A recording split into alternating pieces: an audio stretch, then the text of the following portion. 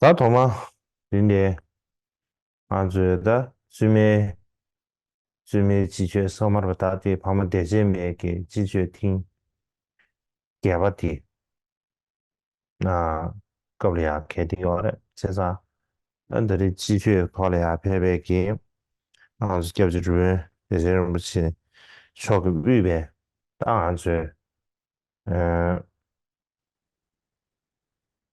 Bitte ich hier zur Anlässlich des 주문이나 Ah, 그거 칸에 페베게 Ayak Shema hier die 칸 Anwesenden begrüßen, Präsidentin Rinpoche und 기만나고 랭게레 안다나 신기 die Nonnen und 직타라 비비네 신신한게 기누바스레 die anderen Sangha-Mitglieder. 참으로리아 도마 봉합사회 섬주샤도시 다 Ich, 드린들이야 ich wünsche euch 주미 allen, 지주의 dass es euch 디토나 gut geht 가장 당부 아주 깨지 마무 충분해 und wir haben 주사는 uns 가르치나 andertags hier ausführlich 가시에 unterhalten, 깨지 마무 충분해 디류산에 가시에 숨이나 welche Art von Unterweisung jetzt hier günstig wäre. 가시에 소나 Und ich hatte gedacht, dass es vielleicht gut wäre, über die 7 Schritte des Herzenstrainings zu sprechen 아니야 가시에 oder die 숨이나 Lebensweise der Bodhisattvas in 37 Versen. 야 가시에 쏘나 남자를 Oder ich dachte, vielleicht sollte man sprechen über den 어떤 순이 뭐 Juwelenschmuck der Freiheit. 나로네 Aber 계획이 섬주제 나는 viele Leute haben sich daran beteiligt. 줄리아 아니 라망 주버 시합이네 한번 로스제 진짜게 삼자등이네야 원장낭이네 마부시다 총 Und 드링이 타마들이야 아니 in, 라망 주버 dachte ich, vielleicht ist es gut, über die 50 Verse über Guru zu sprechen. Und am Ende haben wir uns dann entschlossen, genau darüber zu sprechen. 다지당기 라망 주버 사디 Allgemein ist das, was man die 50 Verse über Guru nennt. 코랑 챈드용 비찬 시합이 있는다 챈 Wenn man 코랑 es 된다 von der 내를 치고도 ja, Bedeutung des Titels her 라망 주버 sprechen möchte, 사네다 dann 자부 genzen기 라망 주버 세지 das heißt 50 Verse über Guru. Da gibt es einen Text, der heißt über der Kommentar zu diesen 50 Versen mit dem Guru von Rabindra Gyaltsen, der dazu beschreibt, das heißt, der Titel heißt so, weil es eben 50 Verse sind, die geschrieben sind, um den Guru zu erfreuen.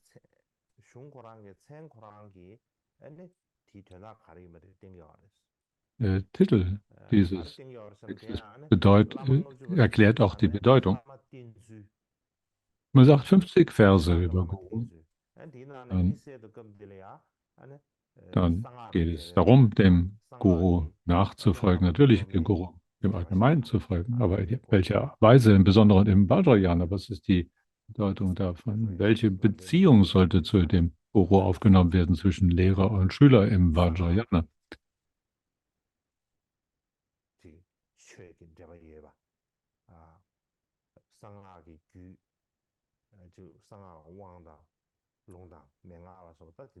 Ja, wenn wir von Vajrayana oder Mantrayana sprechen, Abhisheka, Übertragung, Agama und Erklärung, dann ist das, was die Beziehung zwischen Lehrer und Schüler formt. Und das daran zu denken, wie ein Schüler diesen Weg des Vajrayana beginnt und welche Methoden er benötigt, um den Guru zu erfreuen. So sind diese 50 Verse über den Guru hier erklärt. Wenn man so darüber spricht, wie kann man sich einem Guru anschließen, ihm nachfolgen, dann ist das tibetische Wort für Guru Lama. Das Wort Lama kommt aus dem Sanskrit-Wort Guru. Wenn man das von der Bedeutung her ins Tibetische übersetzt, dann kommen wir auf das Wort Lama, also die Quelle für diesen Begriff Lama im Tibetischen ist Guru im Sanskrit. Gibt es viele verschiedene Bedeutungen für die Bedeutung von Guru. Was wir häufig sagen ist, dass Guru bedeutet schwer, schwerwiegend. So wie man schwerere Dinge hat von Gewicht. Aber was es hier bedeutet, heißt das Gewichtige, jemand, der große Qualitäten aufzuweisen hat. Das ist, was hier die Bedeutung als Guru-Bedeutung verstanden werden sollte. Das von Qualität und Vorzug her gewichtig.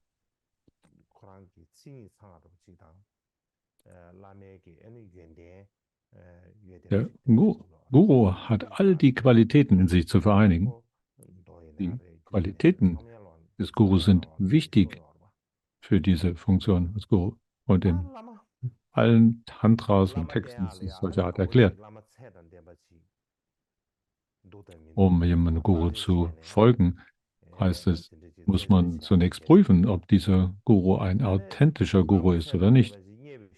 Und diese Prüfung ist notwendig. Und wenn wir herausfinden, dass es ein authentischer Guru ist, dann ist die Art und Weise, ihm auf richtige Weise nachzufolgen, von größter Bedeutung. Und das Wichtigste, dem Guru zu folgen, ist der eigene Herzensbeweggrund.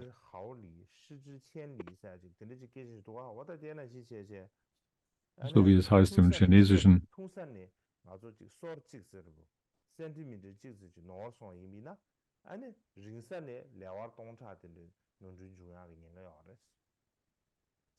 Wenn man am Anfang schon falsch ist, falsch läuft, dann wie groß ist der Fehler dann, wenn man viele Kilometer gelaufen ist? Wenn also am Anfang die Motivation schon falsch ist, dann was soll dann daraus werden? Dann werden wir am Ende viele Fehler machen in der Art und Weise, wie wir unserem Guru zu folgen uns anschicken. Und deshalb, wenn wir also darüber sprechen, wie es darum gehen könnte, einem Guru zu folgen, dann ist unsere Motivation, unser Herzensbeweggrund hier vordringlich wichtig. Viele Leute denken, das Beste, ich muss einen wichtigen Guru zu finden. Das ist vielleicht die Motivation, sich aufzumachen, um einen Guru zu finden. Und dann sieht man, dass einige Gurus viele Schüler haben und denken sie, derjenige, der mehr Schüler hat, muss ein besserer Guru sein. Die entscheiden die Qualität daran, ob sie viele oder wenige Schüler haben. Das ist ihre Betrachtungsweise. Wenn man das auf sich schaut, dann das ist eine Weise, wie man sich also sozusagen einem Guru anschließen kann. Da gibt es einen anderen Grund.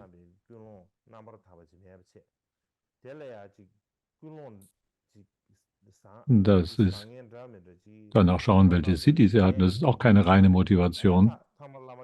Also da ist dann eine Motivation, die vielleicht ein bisschen gut, ein bisschen schlecht ist. Und am Ende, wenn also so eine gemischte Motivation vorliegt, dann gibt es Fehler.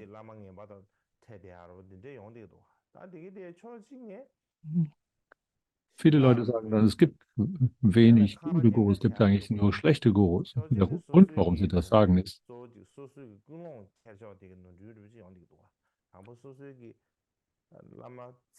weil sie eigentlich müssten sie nicht andere Leute beschuldigen, sondern es ist ihr eigener Fehler. Weil sie in ihrer Art und Weise danach schauen, ob jemand schön und hübsch ist oder aber viele groß und bekannt und berühmt ist. Und das ist eine falsche Motivation. Dann findet man einen Guru, der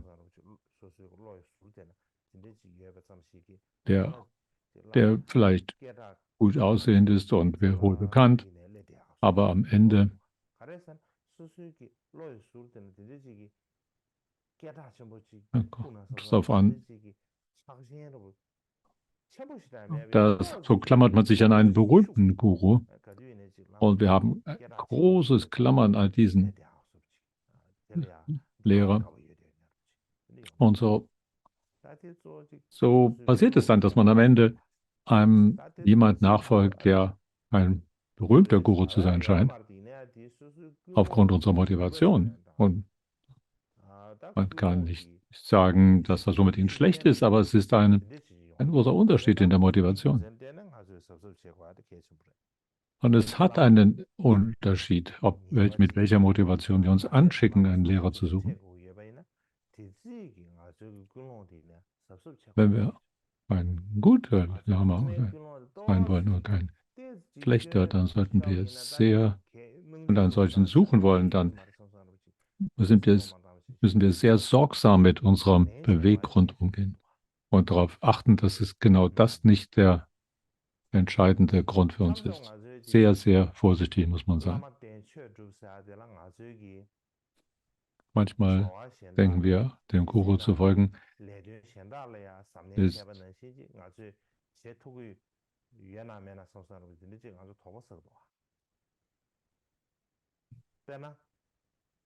dass wir dem Guru nachfolgen können in der gleichen Weise wie sorgsam, wie wir mit anderen Dingen auch sorgsam umgehen. Zum Beispiel, wenn wir irgendwas kaufen, was billig ist, was vielleicht nur $1 kostet, dann machen wir uns nicht viele Gedanken darüber. Dann, dann kaufen wir es einfach. Sind egal. Und wir können das mit geschlossenen Augen kaufen. Aber wenn wir etwas kaufen sollten, das vielleicht Hunderttausende kostet, dann sollten wir ein bisschen nachdenken. Wir schauen auf die verschiedenen Richtungen darauf, auf die Qualitäten und Vorzüge. Soll ich es kaufen oder soll ich es nicht kaufen?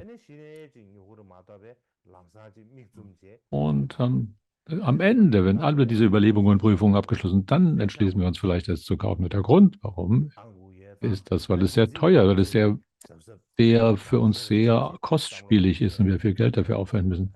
Und sind wir umso sorgsamer und verwenden viel mehr Zeit darauf.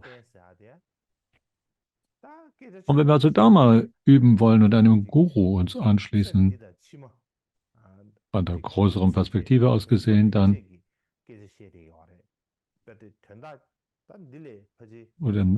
dann sprechen wir über den Rest unseres Lebens und all die zukünftigen Leben. Wenn man darüber sprechen wollte im Sinne des Dharma, dann gibt es nichts, was noch mehr wichtig wäre als genau das. Das ist den Begriffen von Dharma zu denken, aber was wir tatsächlich tun, darüber nachzudenken, wie viel Aufwand wir da reinstecken und ob wir wirklich gründlich prüfen, dann haben wir nicht wirklich die wirkliche Tiefe und den Antrieb, das zu prüfen. Auch wo wir einerseits uns klar wird, dass es nichts Wichtigeres gäbe, aber wenn wir darauf schauen, was wir tatsächlich tun, haben wir tatsächlich die gleiche Maß an Sorgfalt, wie es dafür angemessen wäre.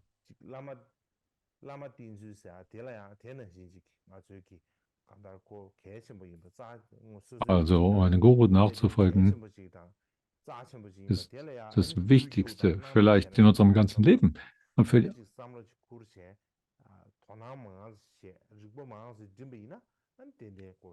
wenn man das einfach beiseite lässt und denkt, ach, das ist nicht so wichtig, und irgendwie eine andere Art von Motivation erzeugen und dann große Anstrengungen unternehmen, was wird daraus? Und also, wenn wir es sorgfältig unternehmen, dann wir sollten es also sorgsam anstellen. Und heute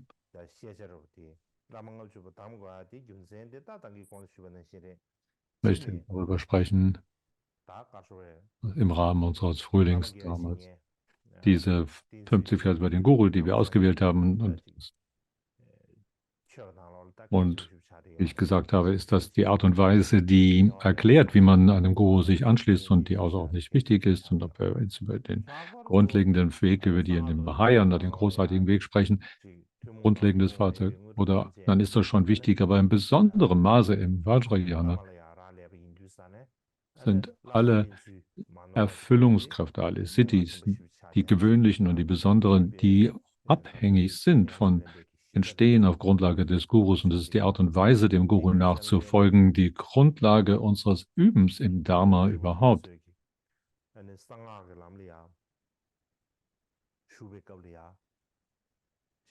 Sind all die großartigen Wesen, die diesen Weg des Vajrayana durchschritten haben und am Anfang ihres Trainings sich in den Grundlagen geübt haben, dann haben sie sich in so geschult, wie diese 50 Verse über den Guru zeigen und darin die 14 Grundfehler,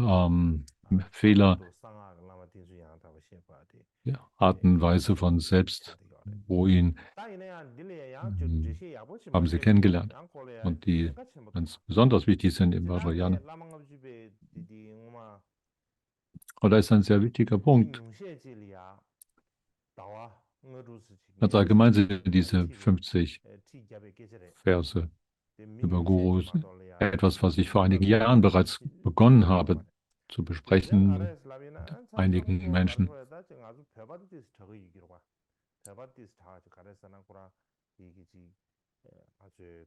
Vielleicht geht es uns Tibetern ein bisschen besser, weil wir eine gute Umgebung haben.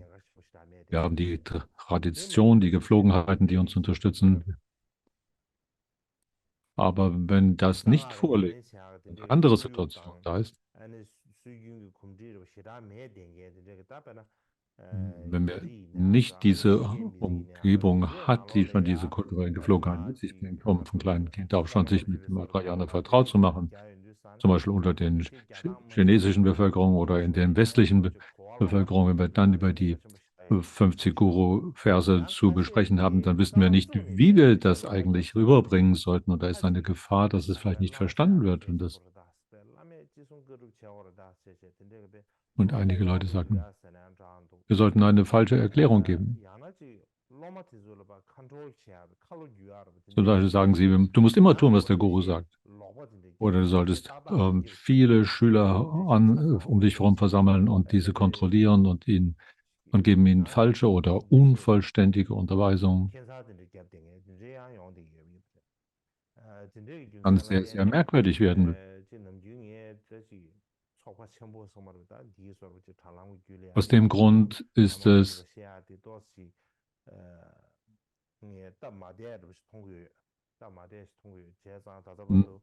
eine etwas unbequeme Situation für mich, über diese 50 Verse über den Guru hier zu sprechen, besonders über das Internet. Aus diesem Grund habe ich bisher noch nicht darüber gesprochen, bis auf den heutigen Tag.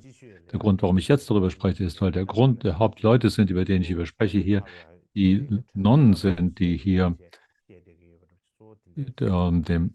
auf das Studium des Dharma hingewandt sind. Das sind also hauptsächlich zu Nonnen und Mönchen, zu Bhikshus und Bhikshunis, zu denen ich hier spreche. Das ist der Hauptgrund und Anlass dafür, dass ich überhaupt dieses Thema für Verse über den Guru ausgewählt habe. Das ist sehr wichtig für euch, dass ihr dies versteht.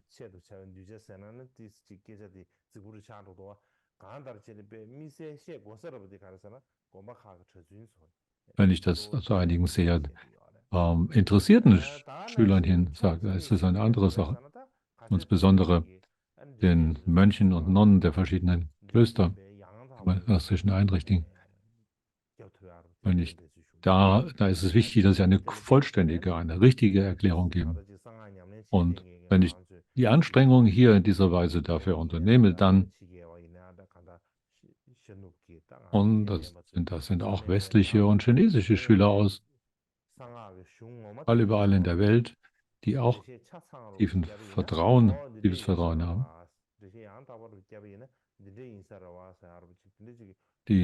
Und wenn man eine vollständige Erklärung könnte, die so wie sie vollständig im Vajrayana üblich und ist und gelehrt ist. Und ich dann denke, dass dann andere Leute falsche oder unvollständige Erklärungen geben, dann werden sie davon beeinflusst. Und dann können sie nicht, dann werden sie davon getäuscht. Und so denke ich, ist es vielleicht doch ein Nutzen, so darüber zu sprechen, in jedem Fall, aber besonders ist das der Grund, dass ich mich hier, dass es für mich sehr vielleicht unbequem ist, darüber zu sprechen. Und hier bin ich vielleicht selber der Namen einen Guru gegeben, aber und dann klingt es so, als wenn ich hier über die 50 Jahre des Guru spreche, dass es so aussieht, als ob man mich so behandeln sollte, mir gegenüber so auftreten sollte. Und das ist also die Gefahr, als ob ich selber, wenn ich diese Erklärung gebe, dann einfordere, dass man mich mir gegenüber so verhalten sollte. Ich habe nichts von dieser Absicht in mir. Ich, ich denke nicht hier, dass ich der Guru bin, der und deshalb ihr alle mich in dieser Weise solcher als wichtig und besonders betrachten müsstet. Ich habe diese Motivation nicht, um mich selber hier herauszustellen. Möchte einfach nur erklären, was in diesem Text enthalten ist. Und das ist zwar also für mich eine etwas sehr unbequeme, eine ungemütliche Situation, also über dieses Thema hier überhaupt zu sprechen. Und wenn man manchmal ist es aber so, man fühlt sich, es ist eine unbequeme Situation und schwierig und trotzdem muss man darüber sprechen. Und selbst wenn es nicht so gemütlich und angenehm ist, darüber zu sprechen, dann für die Tibeter ist es keine Frage, ob das angenehm ist oder unangenehm ist, weil es einfach eine Gewohnheit ist, so zu tun. Aber das ist verschieden, wenn man über die internationale Gemeinschaft der Schüler spricht und sagt, da heißt es, oh, er ist ein Guru, er redet darüber, wie man sich Guru gegenüber verhalten muss. Das klingt so, er sagt, als ob ihr müsst auf das hören, was ich euch sage.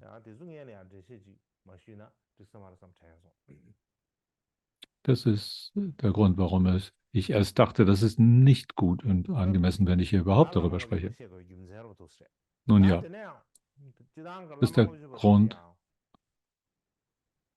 Das sind die Gründe, warum wir überhaupt jetzt hier heute darüber zu sprechen kommen. Und ganz allgemein, da gibt es ganz zu Hinblick auf diese 50 Verse, die Sanskrit-Original, dann chinesische und Übersetzung und tibetische Übersetzung. Sprechen wir kurz über das Sanskrit. Ich gedacht, dass man als erstes, habe ich gedacht, über die chinesische Übersetzung sprechen sollte. Da gibt es eine ganz alte Übersetzung der 50 Verse, die in der Taisho Tripitaka mit 3 Körben und er hat die Katalognummer 1687. 1687 im Katalog und Taisho Tripitaka ist dort als Autor Ashwagosha aufgeführt oder Lopen-Pao im Tibetischen. Und der Übersetzer davon, der aufgeführt wird, ist Gottmeister Rijong, oder dass man das in Sanskrit übersetzen würde, Ravi Kirti. Ravi Kirti.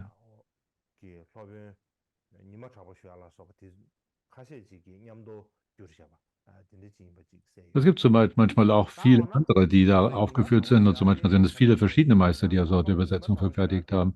Aber der Meister Ravi Kirti, wenn man fragt, wer das ist, dann, dann war er in der Sung-Dynastie, also einer der chinesischen Dynastien, in das 6. Jahr der Sung-Dynastie hat er gelebt. Das war ungefähr 1047, kam er zur damaligen Hauptstadt, Bingli, der Binjiang. Und obwohl er eigentlich aus Indien abstammend war, und aber 1046 hat er sich auch hat er sich nach China zu dieser Hauptstadt begeben.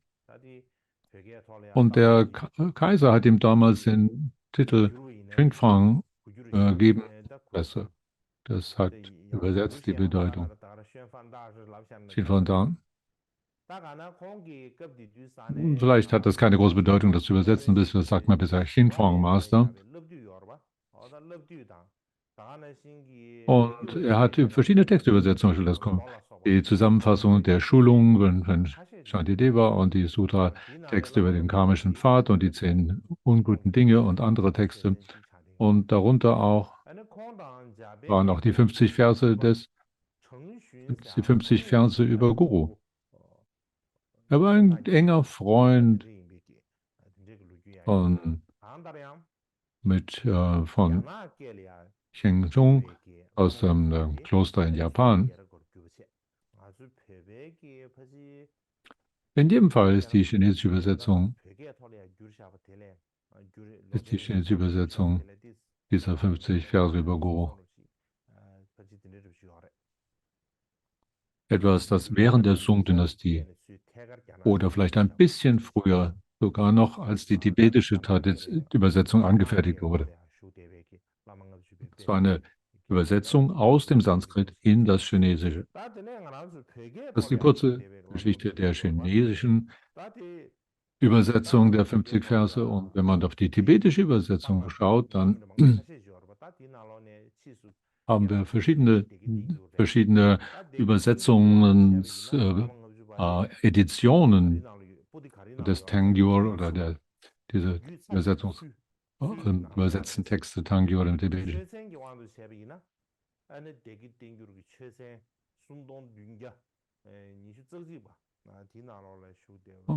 Und in dem Katalog, dem Tohoku-Katalog, hat der Text, den wir hier meinen, die Nummer 3721. In dem Dergi-Katalog ist der Autor dieser 50 Verse als Ashwagosha angeführt. Und die Übersetzer war der indische Gelehrte Padma Karavarma und Bhikshu Rinchen Sangpo von der tibetischen Seite. Die beiden haben diesen Text gesprochen und dann vollständigt. Dann gibt es auch noch eine spätere Übersetzung von Chak Lotsawa.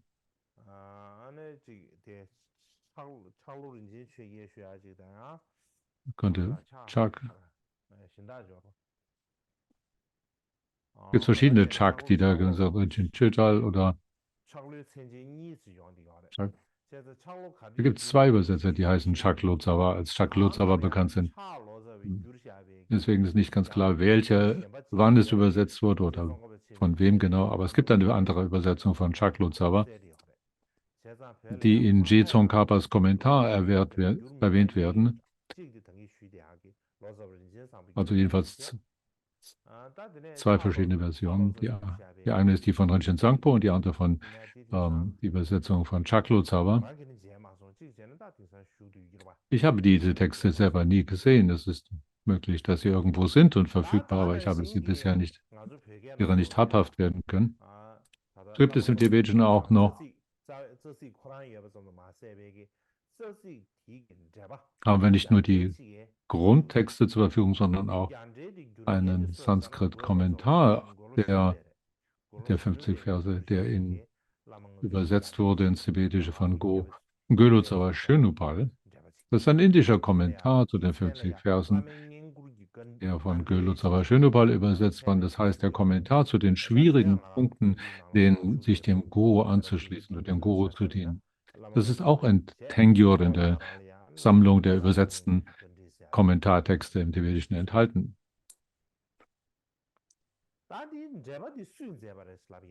Wer hat diesen Kommentar jetzt geschrieben, ist die Frage. Das heißt, dass es durch einen indischen Pandit, einen Gelehrten, verfasst wurde. Einige sagen, dass es durch Ngakyi Rinchen verfasst wurde, im Tibetischen. Der tibetische Name für ihn ist Ngakyi Rinchen. Aber das ist wahrscheinlich nicht richtig, weil wenn wir auf das Kolophon dieses Kommentars zu den schwierigen Punkten der 50 Verse über Guru schauen, dann das heißt hier, dieser Text wurde verfasst durch die Güte des großen Gelehrten Pal Rinchen aus Ost-Tibet und durch Shönu Rinchen Pal, an dem prachtvollen Klausurort des glorreichen Gurus und in diesem Tempel.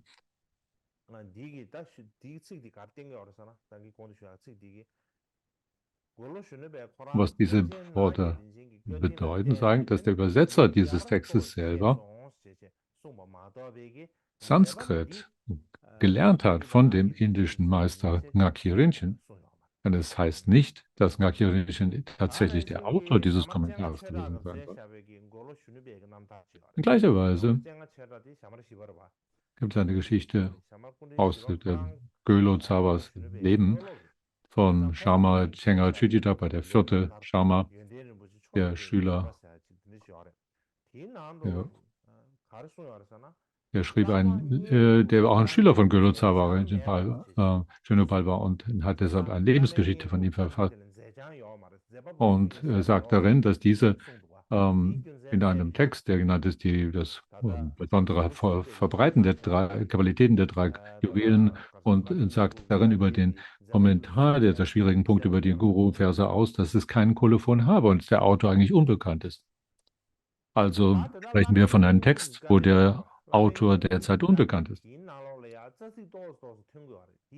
Dieser Kommentar über die schwierigen Punkte der 50 Verse hat einen anderen Grundtext zur Verfügung. Also er bezieht sich auf andere Grundtextverse, eine andere Fassung, als die 50 Verse, wie sie von Rinchen Sangpo übersetzt sind. Und so gibt es wahrscheinlich zwei verschiedene Manuskripte im Sanskrit selber. Der Hauptunterschied ist der, dass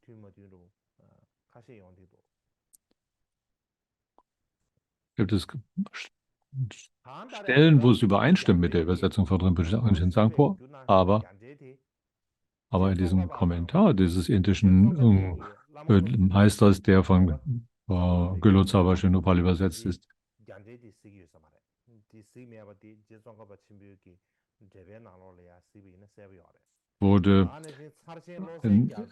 war damals nicht bekannt für Jezong Khapa.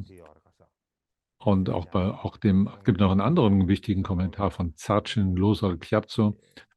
Und in seinem Kommentar zu den 50 Versen scheint es genauso wie bei Tsongkhapa, dass sie noch nicht im Besitze dieses Kommentars aus Indien war. Als Tsongkhapa ungefähr 59 Jahre alt war, ungefähr im Herbst des Jahres 1415, war er von Wangzhi Gyaltsen eingeladen, mit 200 seiner Schüler in Ongitashi-Doka zu verweilen.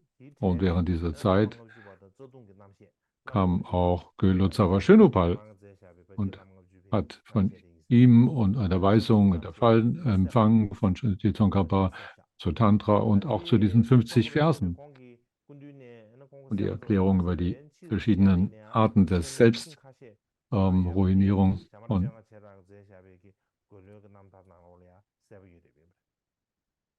so ist es auch ganz deutlich aufgeschrieben in der Biografie, der Sharma-Biografie von Gyalo Tsawa. Und wenn ich darüber nachdenke, dann frage ich mich, ob Gyalo Tsawa diesen Kommentar zu den schwierigen Punkten der 50 Verse überhaupt erst übersetzt hat, nachdem er sie zuallererst kennenlernte in der Gegenwart von Je Tsongkhapa.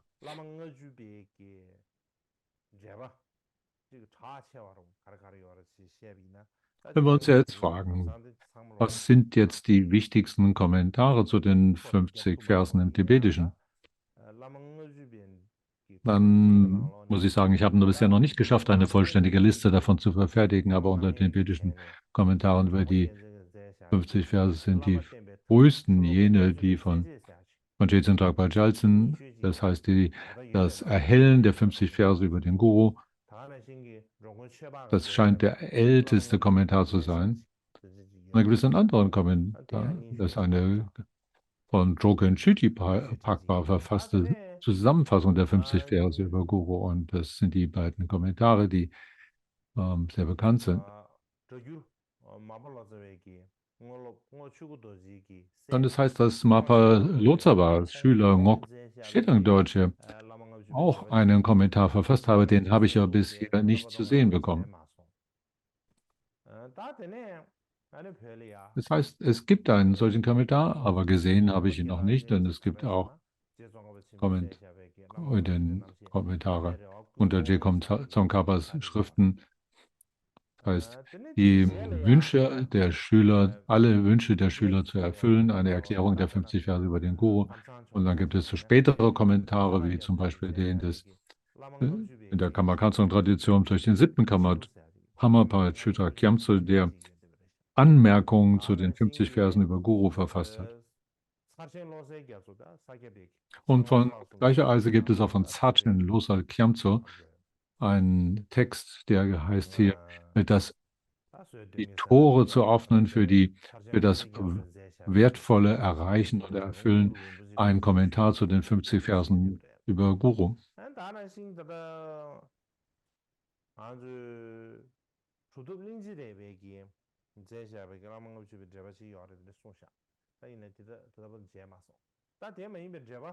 Heißt auch ein Kommentar des Mahasiddhas Lingchen Rinpa, aber wie auch immer, ich habe diese noch nicht gesehen, die vielen kommen. Heißt, das heißt, es scheint, dass in der Gelug-Tradition mehr Kommentare zur Verfügung stehen über diese Verse, wenn wir über diese 50 Verse über Guru sprechen. Und dann heißt es in dem Kommentar von Jetsun Chapa Jalsin,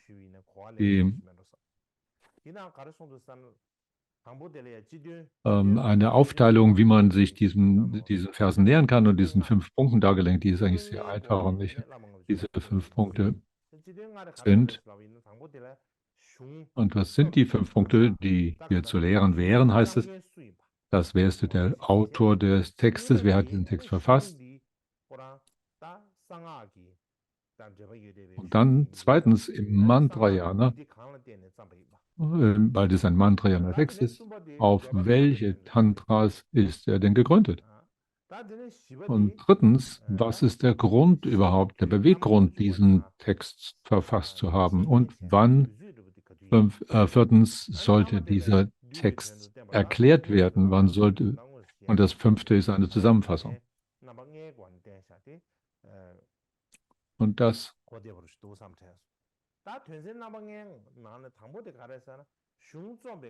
ich denke, das sind diese 5 Punkte, die es leicht machen, diesen Text zu verstehen. Wir sollten uns also in dieser Reihenfolge damit beschäftigen. Was ist also der Autor? Wer ist der Verfasser dieser 50 Verse über Guru? Das ist tatsächlich etwas schwierig. Es gibt viele verschiedene Erklärungen, wer der Autor dieses Textes sein solle. Die 2 hauptsächlichen sind, dass es heißt, der Text sei von Ashwagosha verfasst werden oder Meister Bavilha. Einige Leute sagen, Ashwagosha und es ist dieser Meister Bavilha. Sprechen also davon, als ob diese beiden Namen zu derselben Person gehören. Zwei verschiedene Namen für eine Person, so sagen einige Leute, aber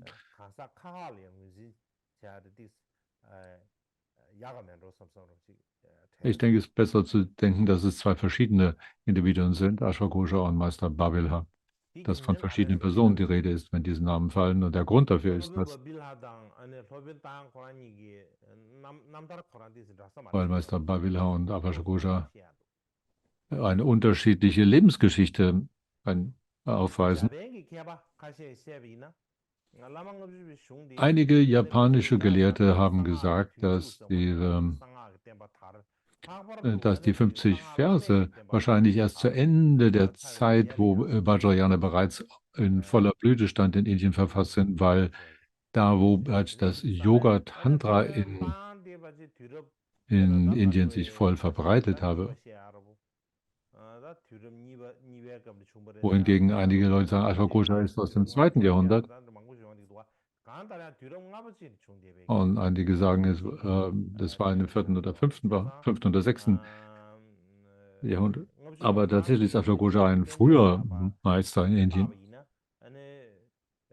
Und wenn man auf die Bedeutung schaut, die in den 50 Versen über Guru dargelegt wird, dann ist darin Anuttara Yoga Tantra, also höchstes Yoga Tantra in der Bedeutung erklärt. Es muss also ein Text sein, der nach der Verbreitung und der Blüte von Vajrayana geschrieben wurde, weil in diesen 50, weil darin, weil darin zum Beispiel ein Vers enthalten, da heißt es, ihr, ähm, durch das Geben von Mantra und so weiter, lasst sie zu einem geeigneten Gefäß werden, gegeben, lehre ihnen die 14 Fehler, wie man der Selbstruinierung und lasse sie auswendig lernen und behalten. Und wie ich das bereits gesagt habe, er hat jetzt Tagparkerzen darüber geschrieben, diese das früheste Kommentar jetzt Tagparkerzen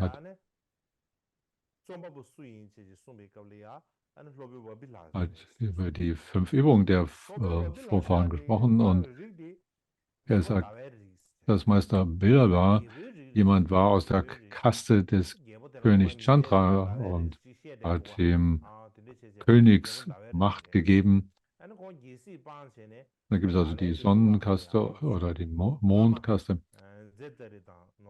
Und er hat sich nach Nalanda aufgemacht und hat dort mit Gurus, dort die Gurus Jetari und Sudana getroffen. Und er wurde dort ein großer Gelehrter, aber dem aber nicht der Titel letztlich verliehen wurde, aber da, also kein Patra, weil der König ihm diesen Titel des Pandit letztlich verliehen hat.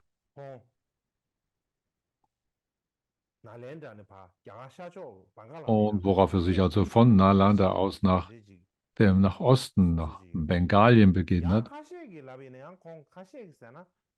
Einige Leute sagen, dass nach verschiedenen Geschichten, die übersetzt sind, über sein Leben, dass die sich darin unterscheiden, dass er am Anfang ein nicht-buddhistischer Gelehrter gewesen sei.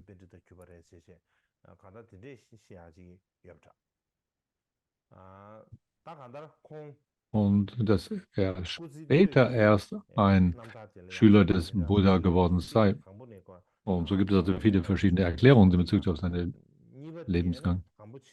Die einen halt sagen, dass er zuerst als ein Mönch geworden ist und Nalanda sich begeben hat, und die anderen sagen, dass er zunächst ein nicht-buddhistischer war, der später erst sich dem Lehre des Buddha anschloss. Jedenfalls hat er sich von Zentralindien nach Bengalen begeben, dort in der Nähe von Bangala, dort ein, ein Platz, der genannt ist die Tara der Erde, eine Statue, die wahrscheinlich gebaut wurde aus Sand oder Erde, verformte Tara-Statue, Chandragumi errichtet. Und als er dort sich hinbegeben, dieser Statue Ehrerbietung darbrachte, ergab es sich, dass da aus einem das nach Jambudvipa, und in dem Fall meinen wir mit Jambudvipa indischen Kontinent oder Subkontinent, dass dort von ein Schiff ankam aus einer anderen Insel, die heißt Chutta. Und diese Menschen auf dieser Insel hatten eigentlich immer nur ein Bein, und die mussten also, um gehen zu können, immer 2 Leute zusammengehen. Die mussten also praktisch im Verbund sich bewegen, und so wie eine Maschine haben sie sich sozusagen zusammenschließen müssen oder mit einer besonderen Art von Bewegungskunst, dass sie dann überhaupt in der Lage waren zu gehen, weil jeder nur über ein Bein verfügte.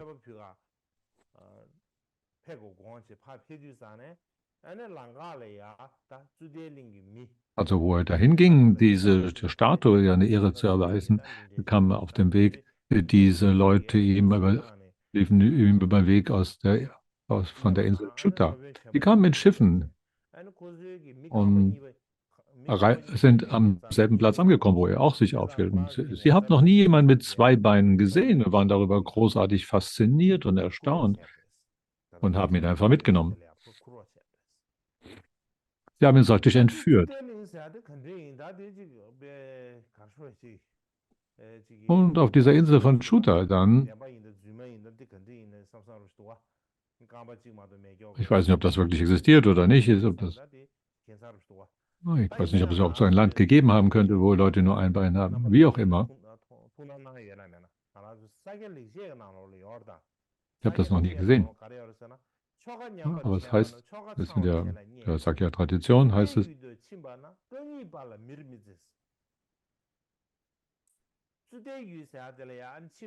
es heißt in den Vers, wenn du ein Ritual durchführst, dann musst du es richtigerweise durchführen. Weil, genau, wenn du auf die Insel der Einbeinigen gehst und mit zwei Beinen kommst, dann glauben sie nicht, dass du ein Mensch bist, weil die sowas noch nie gesehen haben. Denken sie, du bist kein Mensch.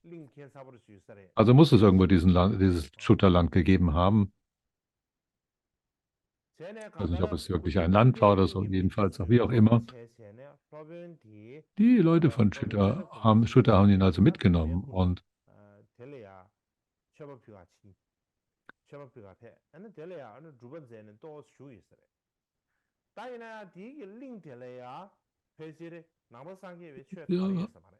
haben ihn also mitgenommen und haben ihn dort unterstützt und er hat wohl sich dort einer Übung gewidmet.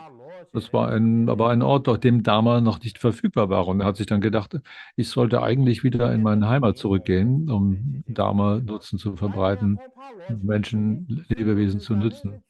Aber sie wollten ihn nicht weglassen.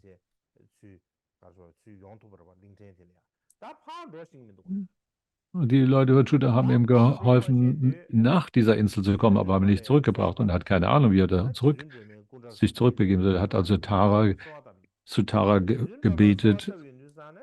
Und, und ja, eines Nachts hat er dadurch einen Traum. Und in dem Traum hat er die Prophezeiung der Tara erfahren, die im Traum sagte, denk daran, wo du hin willst. Der Weg ist in deinem Herzen. Und mit dem Gedanken, dass du dahin willst, mit diesem Impuls, dann lege dich in diese Richtung, mit dem Kopf in diese Richtung, wo du hingehen möchtest. Das war die, das war die Unterweisung, die er von Tara empfing. Er dachte, und so hat er darüber gedacht, hat diese Absicht und also mit der festen Absicht, dorthin zu wollen, die seinen Kopf in diese Richtung gelegt hat sich und hat dann am nächsten Morgen die Augen geöffnet und dann war er dort angelangt, auf der anderen Seite des Meeres. Er musste ja diesen Ozean überwinden, um überhaupt dahin zu kommen. Also er wachte auf und war schon dort. Er hatte sein Ziel schon erreicht.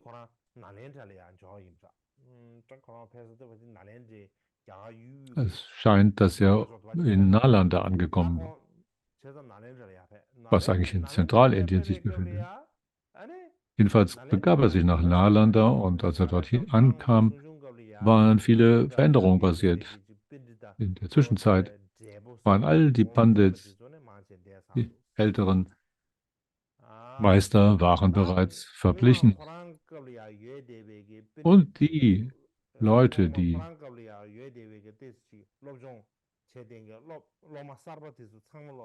hatte er einige Schüler dann neu, also die er damals selber unterrichtet hat. Und die waren alle selber jetzt Pandits geworden. Und als er dort ankam und sich die Situation ansah, dachte er, ach, du Schreck, ich bin überhaupt nicht in der Lage gewesen, hier überhaupt jemand von Nutzen zu sein. Meine Zeit zu nutzen wurde vergeudet. Die neuen Schüler, die neuen Mönche sind selber jetzt schon Pandits geworden. Da ist wahrscheinlich niemand mehr, der mich überhaupt hier noch braucht. Ich kann niemand mehr nützen. Und das hat ihn sehr bedrückt und er war auch eigentlich auch sehr verärgert. Ziemlich tief verärgert und wenn man das auf einfache Weise darstellen wollte. Weil er hat ein Mantra, um Erdbeben hervorzurufen, hat damit ein Erdbeben erzeugt. Und aufgrund dieses Erdbebens brach sein eigenes Haus zusammen und natürlich auch andere Häuser auch. Also viele Häuser zerstört. Und die Leute von Juda, die ihm geholfen hatten, zu der Tara-Statue zu kommen, und auch viele andere Menschen waren durch dieses Erdbeben gestorben. Durch ihn verursacht. Er hatte eine große Zerstörung verursacht. Und deshalb, eines Nachts hatte er einen Traum, in dem ihm Tara erschien. Und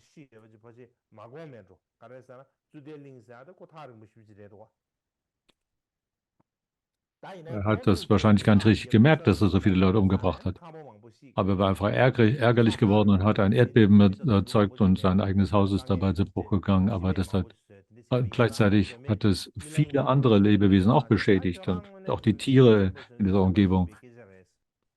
Und so kam Tara zu ihm im Traum und er hat gesagt, du als Beübender des Mahayana, des großartigen Weges, bist du hier, um Lebewesen zu nützen. Du hast ganz viele Lebewesen getötet, du hast vielen einen Schaden verursacht.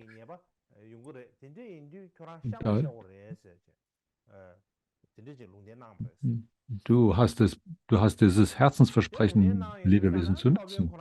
Das ist dein, dein Vorsatz. Und, und du musst unbedingt das bereuen, du musst es wieder gut machen. Und er hat sich also überlegt, wie kann ich das auf beste Weise machen?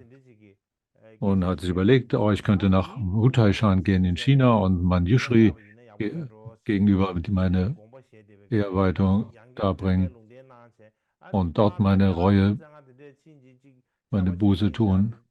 Und Tara hat gesagt, na, wenn du dorthin gehst nach China, das ist nicht das, was dir für dich angemessen ist, um deine Taten wieder gut zu machen. Du solltest hier bleiben und du sollst hier im Mantra praktisch dich üben.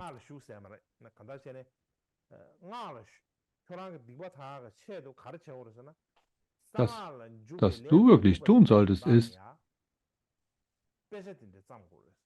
du solltest etwas tun für den Nutzen der Leute, die Vajrayana-Weg beginnen wollen. Du solltest einen Text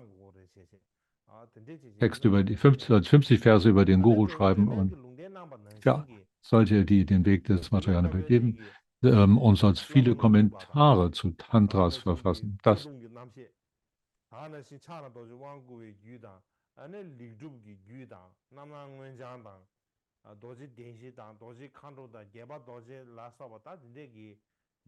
und so hat er dies gegründet er schrieb also die 50 Verse über den Guru, um dann Abneigung gegen Guru aufzugeben und seinen tiefen Herzensrespekt zu erfüllen. Und hat auch Kommentare geschrieben wie die Abhisheka von Vajrapani und Siddhikara und Avabodhi und Varochana und über die Einheit der Buddhas und die 4 Orte, Vajradakini und Chakasambhara und so weiter. Das heißt, dass der Meister 3 verschiedene Gottheiten hatte zur eigenen Übung, nämlich zum Chakasambhara als tägliche Übung, vom Mahamudra große Gegenwart zu erlangen, dann eine Gottheit zum äußeren Hindernis zu beseitigen, Tara, und als eine um inneren Hindernisse zu beseitigen, Achala. Und das sind die 3 Gottheiten, Chakasambhara, Tara und Achala, die er täglich zu üben wusste. Und es heißt auch, dass er und Manjushri Kirti waren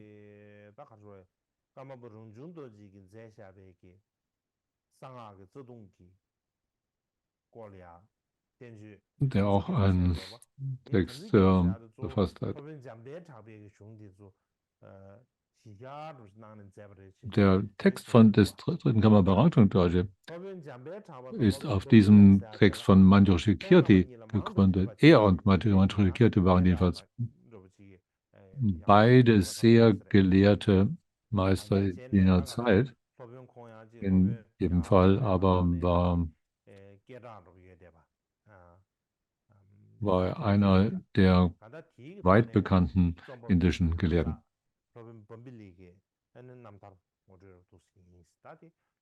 Das soweit zu dem Individuum dieser Person, die als Autor, als Verfasser hier angegeben ist, die jetzt in Chakbhakti als ein Kommentar aufgeführt sind.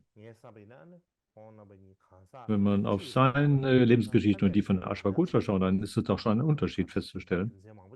Also anstatt zu sagen, es sind ein und dasselbe Individuum, denke ich, ist besser zu sagen, dass Ashwagosha und der Verlobten verschiedene Personen sind. Ich glaube, es ist besser, heute an dieser Stelle aufzuhören. Es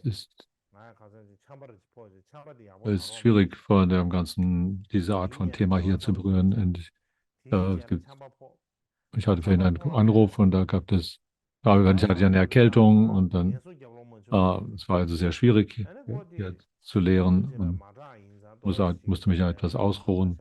Und es hat da eine ganze Weile gebraucht, bis ich mich wieder erholt habe. Und jetzt habe ich überhaupt gedacht, bin ich in der Lage, eine solche Unterweisung hier einen Vortrag zu geben.